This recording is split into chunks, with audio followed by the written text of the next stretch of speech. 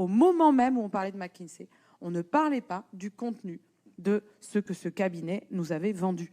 Parce que c'est le même PowerPoint, François peut en parler, hein, qui est vendu à prix d'or partout, avec ce Green Pass, avec ce pass sanitaire, avec cette idée qu'on pourrait suspendre les droits des citoyens au gré des décisions gouvernementales sur la base d'indicateurs. Mais c'est tout simplement la destruction des principes de notre République, organisée par un président de la République, ses ministres et un cabinet privé.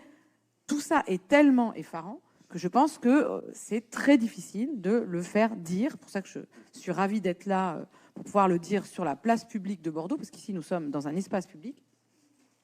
Et il faut le dire. Il faut le dire et il faut reconnaître aussi que ça aussi, c'est peut-être quelque chose qui explique une partie du silence, qu'on n'avait pas vu, on ne s'est pas rendu compte, on ne s'est pas rendu compte de la gravité des choses. On a marché dans des dispositifs qui étaient tout simplement délétères. Et il n'est jamais trop tard pour reconnaître qu'on s'est trompé, qu'on a eu tort de le faire, qu'on a eu tort d'accepter tel ou tel dispositif. Il y a des millions de gens qui pensent comme ça, mais ils se sont retrouvés seuls, pas d'espace public pour s'exprimer, pas de parti politique pour les représenter, et donc un candidat qui part en campagne tout seul, sans aucun contre-pouvoir, et même pire, qui a les radios publiques, les télévisions publiques, la presse même privée, qui va aller dans son sens à fond.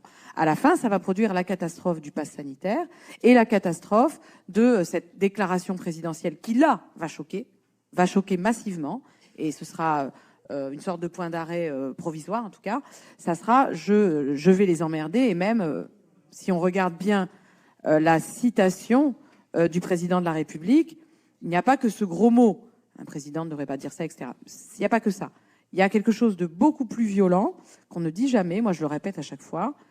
Il dit, ces gens qui ne veulent pas se faire vacciner, je ne peux pas les mettre moi-même en prison. Donc, il me faut les réduire. Les réduire. Vous voyez, les réduire, c'est vraiment désigner des ennemis de l'intérieur qu'il faut, soit qu'ils se soumettent, soit ils disparaissent.